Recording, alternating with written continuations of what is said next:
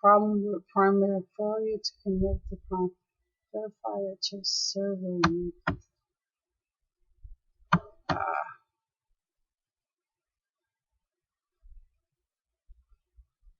Okay, guys.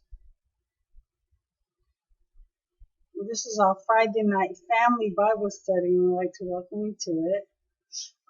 Each Friday night, we go over, I think we're in Genesis right now. We're reading the Bible from Genesis to Revelation, and we're expounding on what we learned and what was God's intent in dealing with mankind through each chapter. I believe we're on chapter 38 in Genesis. Who wants to do the opening prayer? Marla?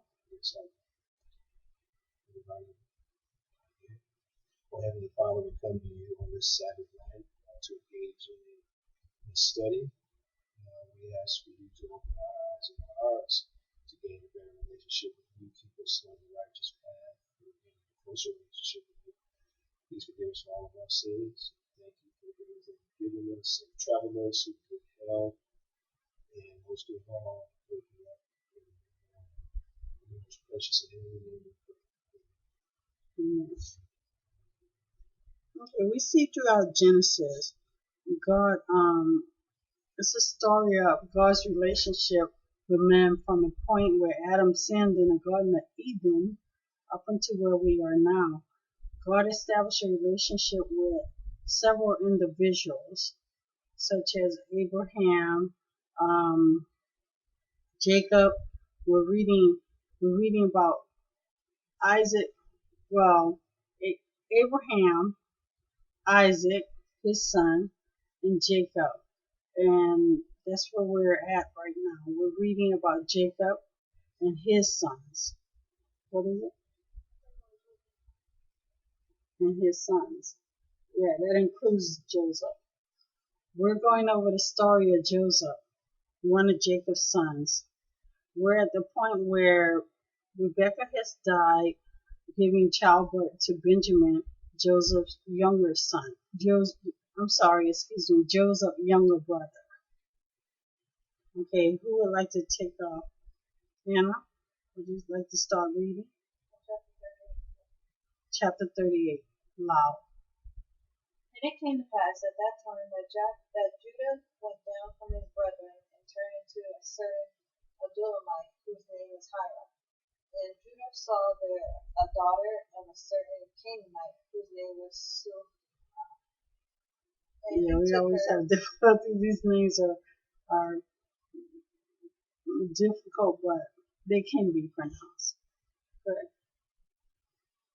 And he took her and went into her. And she conceived and bare a son, and he called his name And she conceived again and bare a son, and called his name Onan.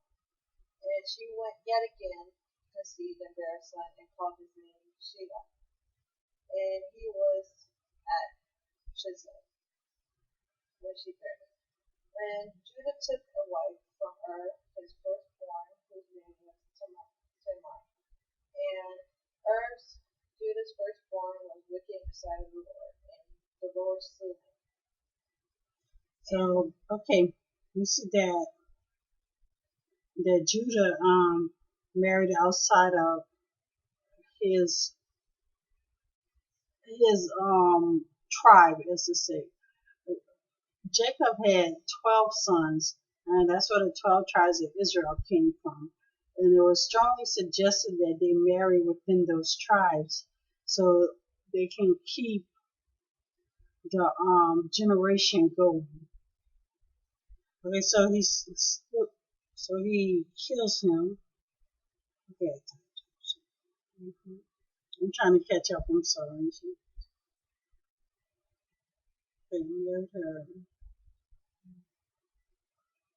Okay, she had 2 sons, right?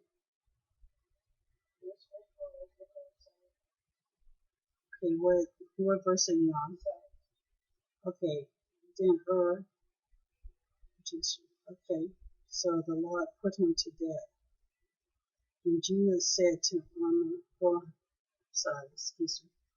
Go in unto thy brother's wife, and marry her, and raise up seed to thy brother. And Onan knew that the seed should not be his, and it came to pass, and he went into his brother's wife, that he split it on the ground, lest that he should give seed to his brother. Okay, so what are we talking about right here? There was a tradition when your brother or a relative died, the next brother in line would marry that brother's wife to carry on that legacy. But he would raise him up in his brother's name. So it wouldn't be the children they would have together would be raised up under the tradition of his brother. So our brother Onan, he decided that since it wouldn't be his legacy, that he would spill his semen instead of impregnating his brother's wife for his brother's benefit. So, and that's where we are now. One. Okay, we're reading from verse 10. Which he did displease the Lord, wherefore he slew him also. Okay, so God is on a roll. One brother is dead. The other one decided that he didn't want to do the honorable thing and sleep with his brother's wife and raise up children in his brother's name. And he spilled his semen on the ground. And that really displeased the Lord so much that the Lord killed him too. He put him to sleep or killed him. The Bible isn't specific concerning that. Then said Judah to Tamar, his daughter-in-law, remain a widow at thy father's house till Shelah my son be grown. For he said, lest peradventure she die also, as his brother did. And Tamar went and dwelt in his father's house. In her father's household. Okay. And go ahead. And in process of time, the daughter of Shua, Judah's wife, died, and Judah was comforted, and went unto his sheep shearers to Timnah, he and his friend Hira the Dulamite. And it was told Tamar, saying, behold, thy father-in-law goeth up to Timnah to shear his sheep.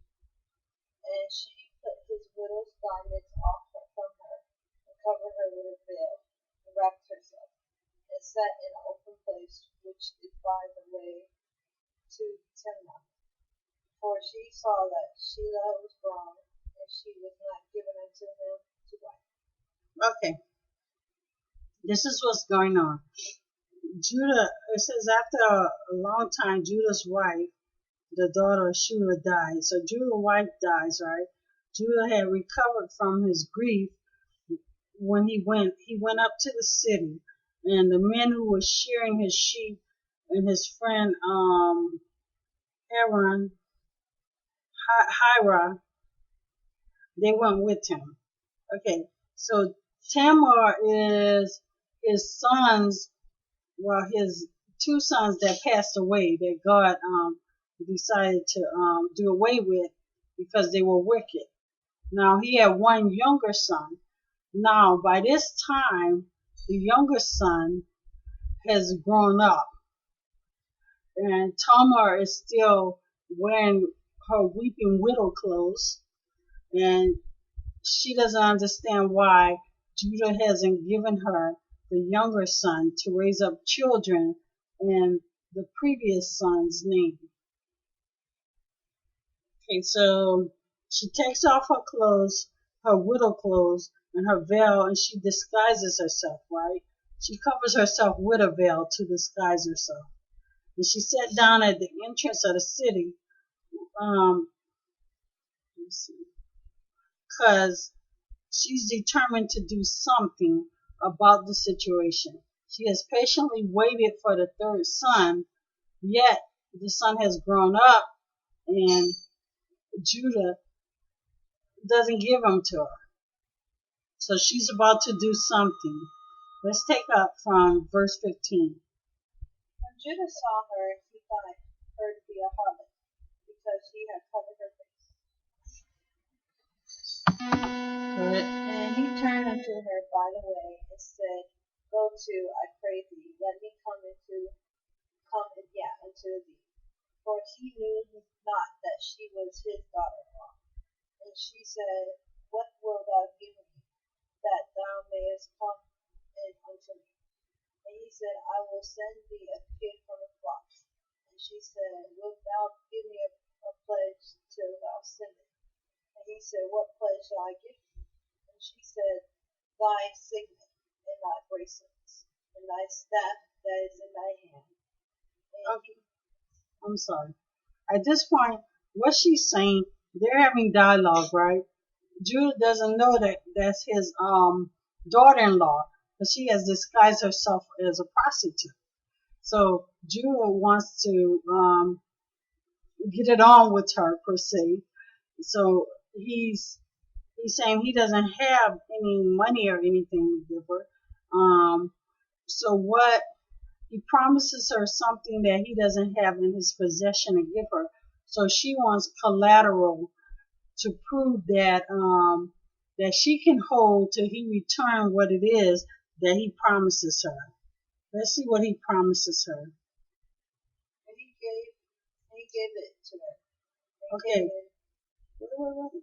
gave it, He said in verse 17, I'll send you a young goat from my flock. So he promises her a young goat, but he doesn't have it in his possession. And she says, well, until you give me I'm going to do this thing, but until you give me the goat, I need collateral, so I can hold, knowing that you'll come back with the goat. So she asks for his seal.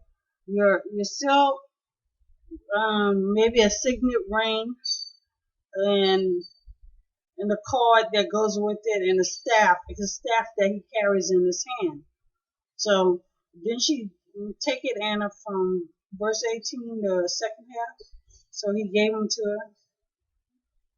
to her, and came into her. And she conceived by him. And she arose and went away, and laid by her veil from her, and put on the garments of her widowhood. And Judah sent the kid by the hand of his friend, the Adullamite, to receive his pledge from the woman's hand, but he found her not. Okay, so she takes off. After this, she gets what she wants, right? He didn't give her his son, so she figured that she can sleep with him, and now she's pregnant.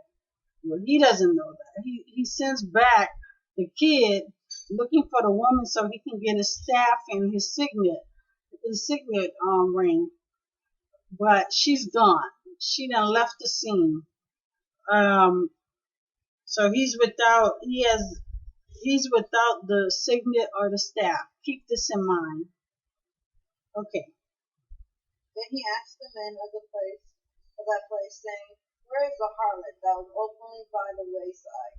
And they said, There was no harlot in this place. And he returned to Judah and said, I cannot find her. And also the men to the place said that there was no harlot in this place. And Judah said, Let her take it to her. Oh, Let her. we be ashamed. Behold, I sent this kid, and thou hast not found her. Okay, mine said, my interpretation. What version are you reading from?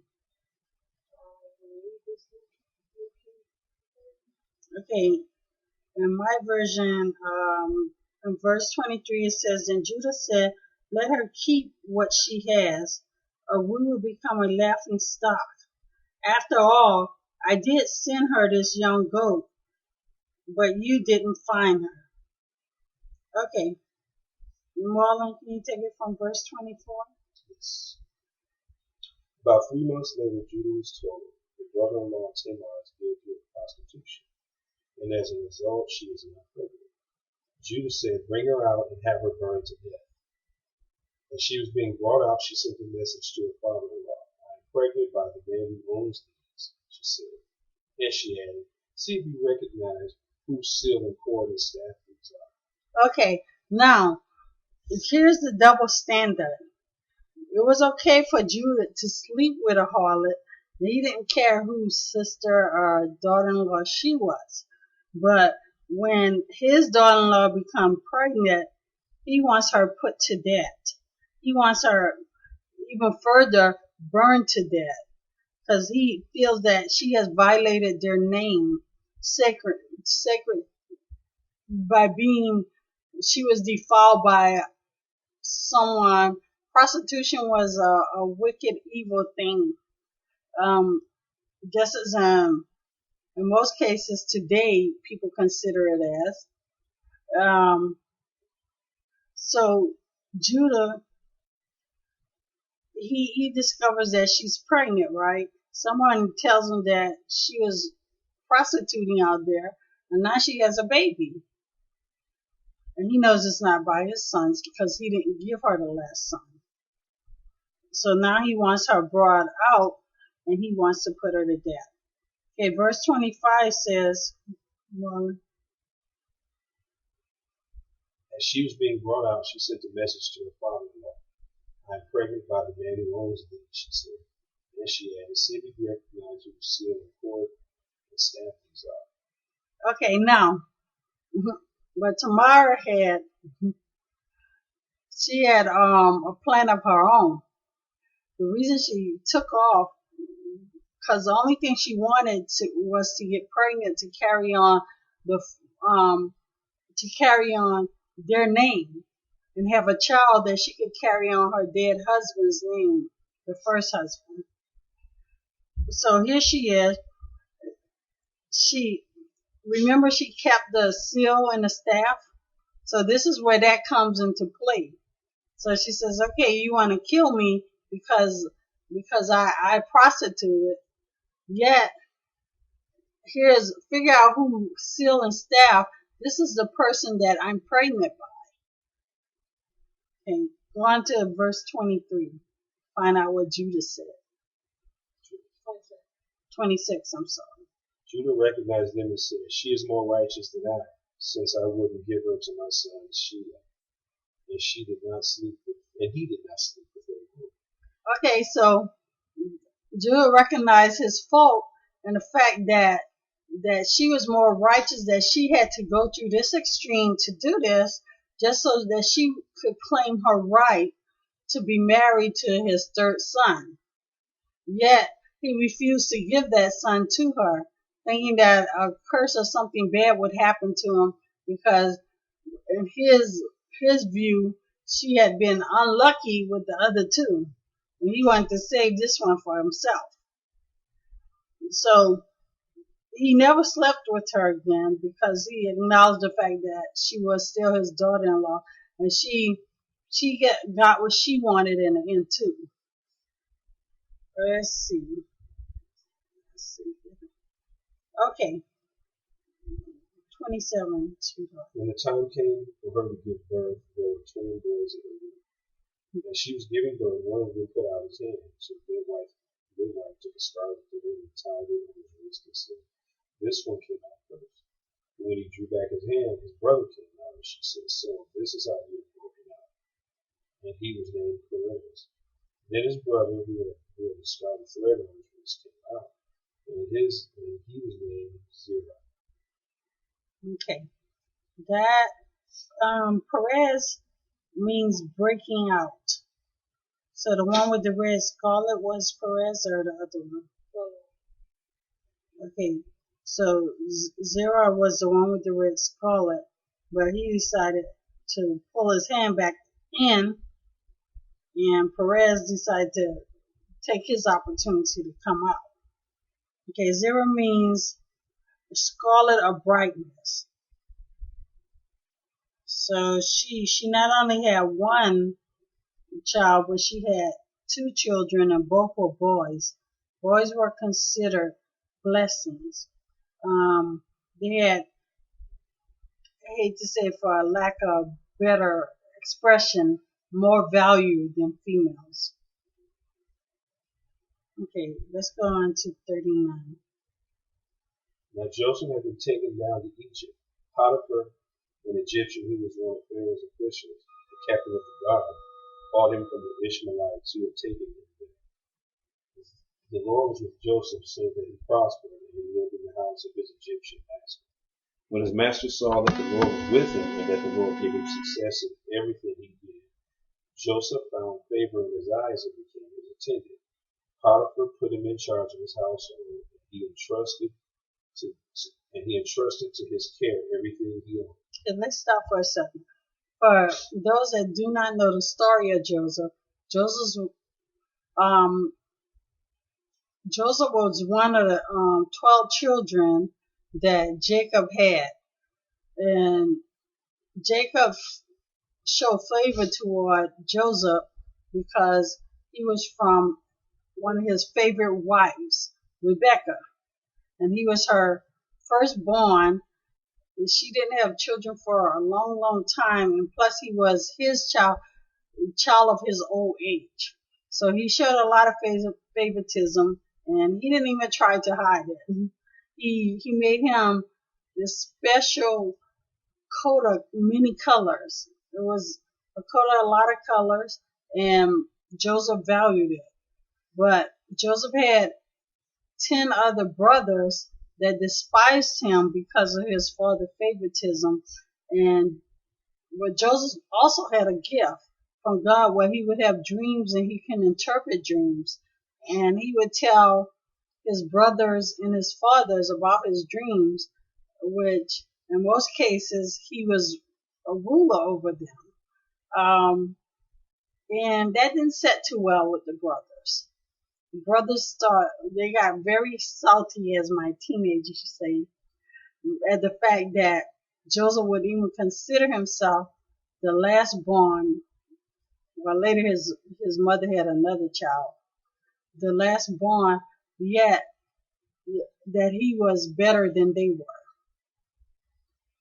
Well, this just goes to show about favoritism. So, the brothers were attending the flock, and the father sent Joseph out to go check on them. He went and checked on them, and they seen him coming afar off, and they decided, well, here comes a dreamer. Let's just kill him and get it over with. But Judah and Simeon, I believe, right? No, it wasn't Simeon. It was Judah and who's the oldest? I'll think about it. Reuben and Judah tried to protect him, but they didn't confront their brother. They just said to put him in a pit, and later in the morning they would decide what they were going to do with him. So Reuben in the meantime was planning to rescue him while his brothers had him in a pit at night. When nightfall, when they sleep, he was going to dig him out of the pit and bring him back to his father. But in the meanwhile, some slave traders came through, and the other brothers, the Bible doesn't say where Reuben was, but he wasn't present at that time. The other brothers sold Joseph into slavery, and they put lamb blood, I think goat blood on his coat of many colors and shred it all off. And they went back and told their father, which showed favoritism and worshiped the ground that Joseph walked on, that his son had been killed, knowing that they had sold him into slavery. So treachery and deceit existed then as it does now among siblings. Sibling rivalries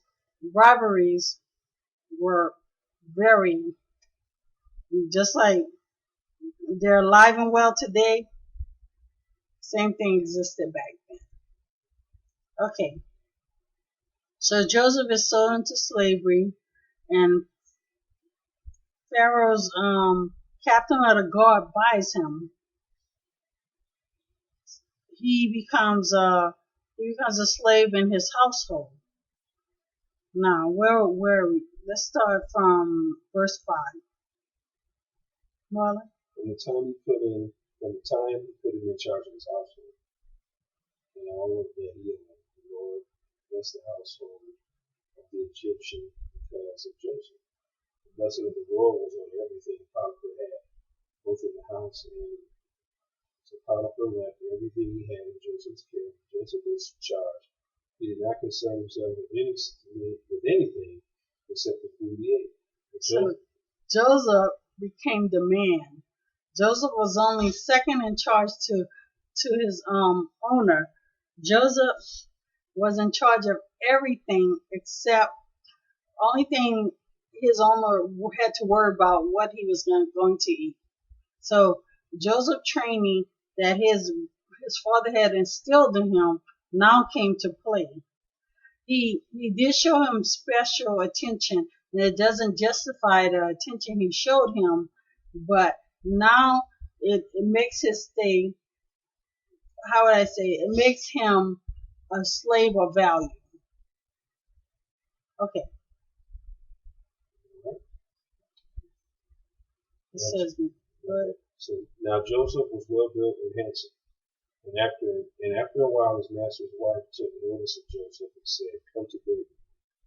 But he refused. "With me in charge," he told her, "my master does not concern himself with anything in the house. Everything he owns he has entrusted to my care. No one is greater in this house than I am. My master has withheld nothing from me except you, because you are his wife. How then could I do such a wicked thing and sin against God?" And though he spoke to Joseph day after day, he refused to go to bed with her or even be with her. So here we go. We got his owner wife while he's away hitting on him, begging him to sleep with her. But Joseph, because of his religious upbringing and because of his respect for his owner had left everything in his hand. No slave was higher than Joseph.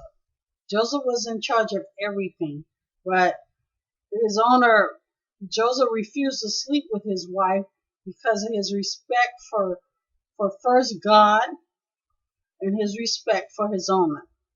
But the wife is persistent. Every day, every single day, time and time again, she persists on him sleeping with her. Okay, Molly.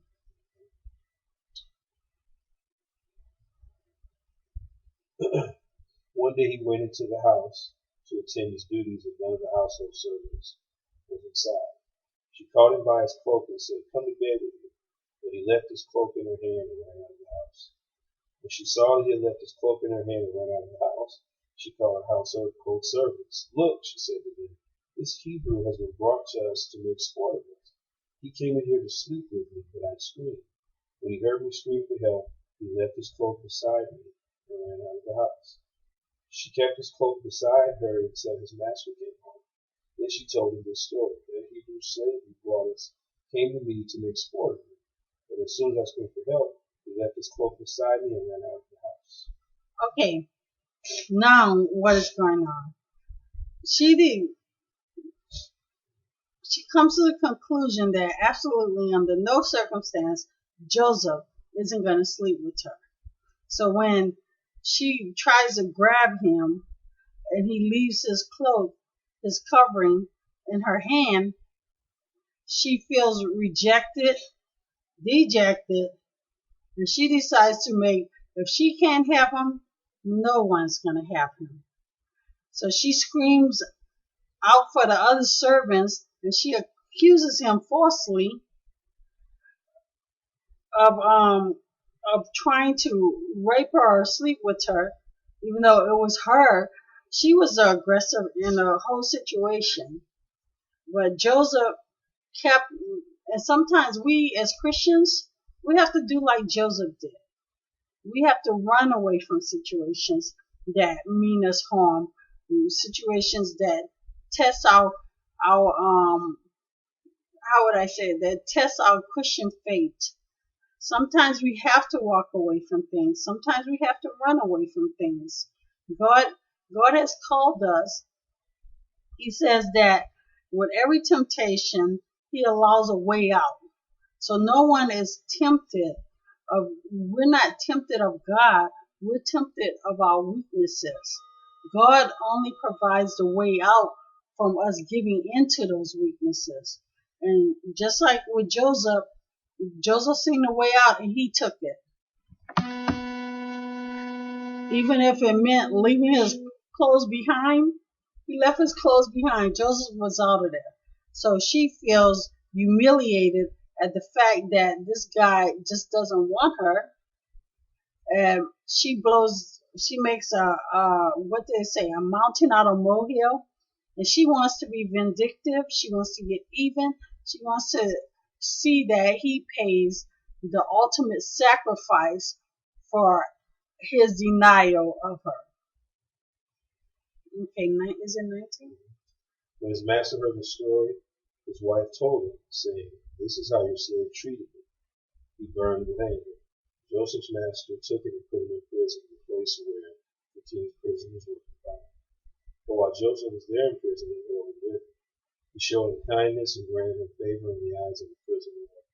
So the warden put Joseph in charge of all those that were in the prison, and he was made responsible for all that was done. Okay, now his owner, he gets angry with him, and he puts him in. It's not enough that he's a slave. Now he's a slave accused of something he didn't do, something dreadful as rape, and put into prison, the lowest of all situations. Yet God, even in at our lowest point, put him in charge of the prison. He raised him up.